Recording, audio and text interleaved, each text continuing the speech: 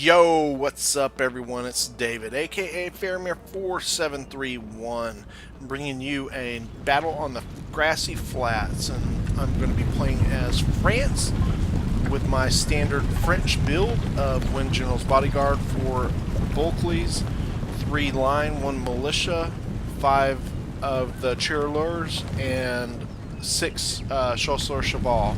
And my ally is going to be Austria is going to be Deluxe, CNQ D3lux, and he's going to be bringing, I believe, 4 Grinzers, 1 Wimbuche, 6 Light Dragoons, I think it's 2 or 3 guards, and I think 4 militia, and one of them's ranked up quite a bit.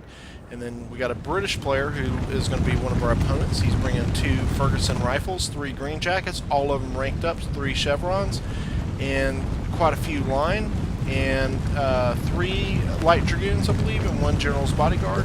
And the Swedish player is a friend of mine, and this is Kaiser, and he's going to be playing as Sweden. He's got a full army of light dragoons and 5 light infantry, one of them ranked up with 1 chevron.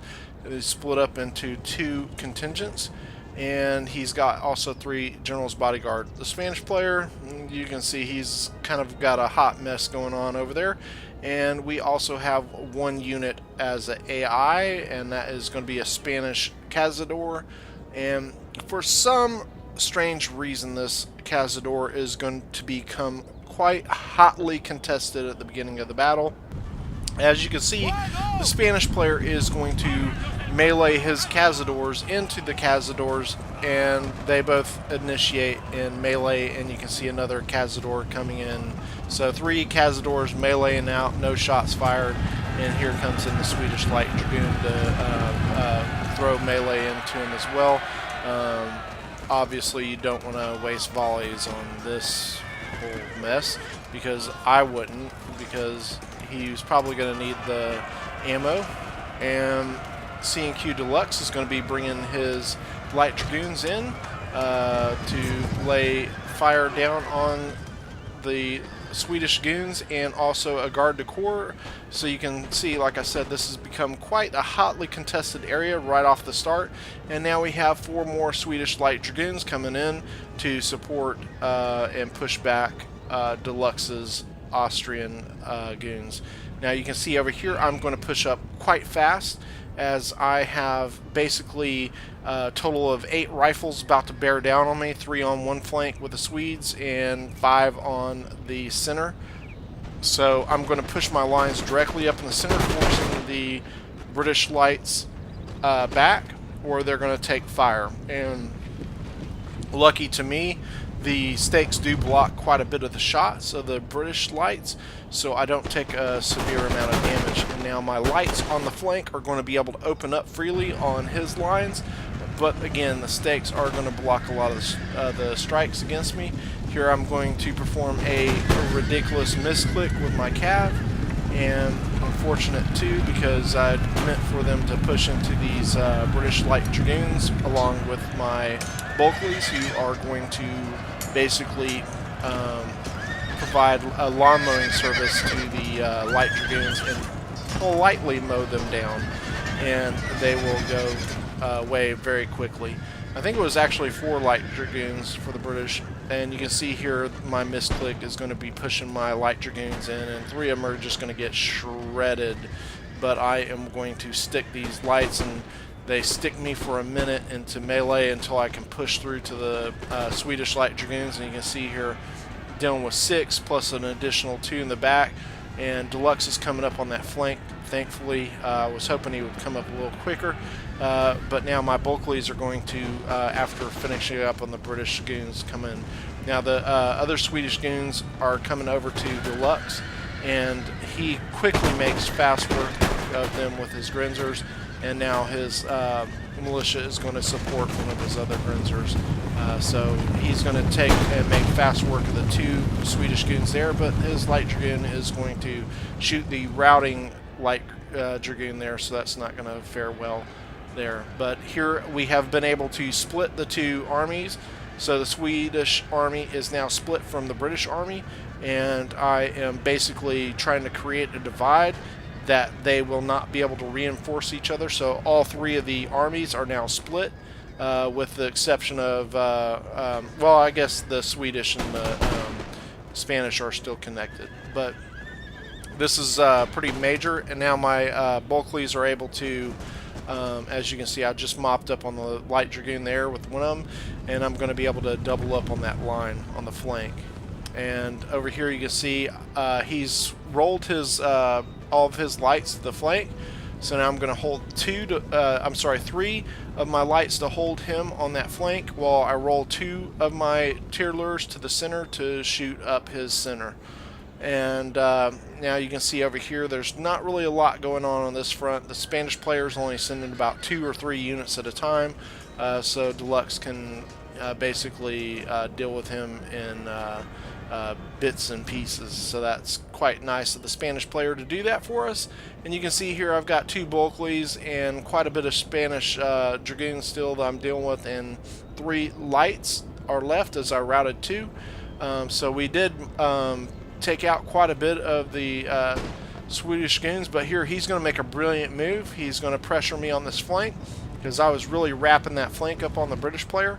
I was going to be able to make fast work of him, but I do pull my Bulkleys back, and you see I focus fire on one Light Dragoon, and I'm able to route one of them off the field. But he is going to put devastating fire onto one of my Bulkleys.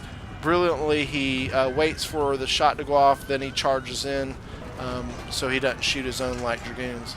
And you see my Bulkley wavering. I'm forced to now push my other Bulkley into melee to keep my other Bulkley from routing off the field. And you can see here I asked for cav support, and D3lux does send me one Light Dragoon over to assist. And you can see the 3 Swedish lights there, basically pinning down D3lux on that flank. So really a really great move on his part. And you can see here this is a move I made earlier in the game with a line. I didn't take much damage from it, so I'm doing it again. I'm pushing one line into melee against these lights, while I'm able to push up my other 3. I've got one kind of laid back a little bit to provide any type of fallback that I need to, that can provide support while I'm able to roll the other 2 back. So now you can see I am shooting, and I'm actually targeting the wrong light, because I am hitting my own line a little bit, so that's not a good thing. I should have been targeting the light on the flank, but it is what it is. So here I've got my 2 Austrian reinforcements, and Kaiser is not going to allow them to help me. He is going to plow right into the back of them with his Light Dragoon, and man, that was just devastating to us. So here I'm going to have to again force my Bulkleys into melee with another Light Dragoon, and to keep that there stuck in place, and try to assist these Grinzers so they don't rout out, because I need those Grinzers to help me. But in the whole confusion that he provided, he does keep those Grinzers up a little bit. And you can see here, after I dispatch that Light Dragoon, I'm going to push my Bulkley into his lights, because he was trying to get his lights over to the British lines. But I'm only able to get to one of them because my Bulkleys are just too tired. And so he is able to, you can see in the background, his Swedish lights are now reinforcing the British flank, and I am going to be pretty much hopeless to stop that. And you can see here he's just launching cav charge after cav charge, causing harassment, doing a great job on keeping us from being able to envelop, because we're trying to pincer in this British player. And luckily we do have quite a few units still with D3lux's Austrian units coming up. So where I'm about to lose my Bulkley just from all the fire it's taken. It's too exhausted to get in either melee or to fire. So here I am folding back a little bit, and I see that D3lux is pushed up, so now it forces me back up to support him. And my lights are going to come under fire from the British lights, And again, I target the wrong unit. I target the one on the center, and the stake line does protect it quite a bit. So really bad move on my part, and I get lit up a little bit on my flank because he correctly targets my flank, and you can see it's whittled down. So I'm going to push out of range and then maneuver my lights while one of my tier lures holds. The other 4 are going to be rolling to the flank. And now I push them up into range. I do take 1 volley, but now I've got 4 lights volleying into him, and I do get some good damage on one of his higher numbered rank of green jackets.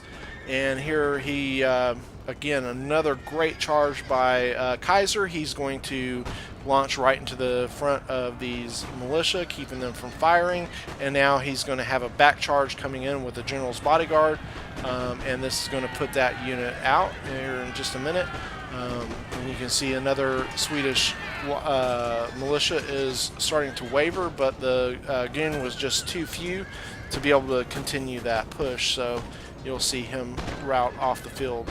Now his general bodyguard is still going to continue to push in, and you can see in the background I'm going to be forced to melee against these British lines, because all the while this Swedish general is meleeing against these lines, the British lines were having free will to shoot back at them. So I've got to prevent that from happening. Also, it does open up a gap on this corner because I do route out these 2 British lines. So the British player is going to be forced to either fill that gap or allow another splitting of their armies. So he is wisely going to roll another line over to fill that gap and stop the damage being done. But it's a little too late at this point.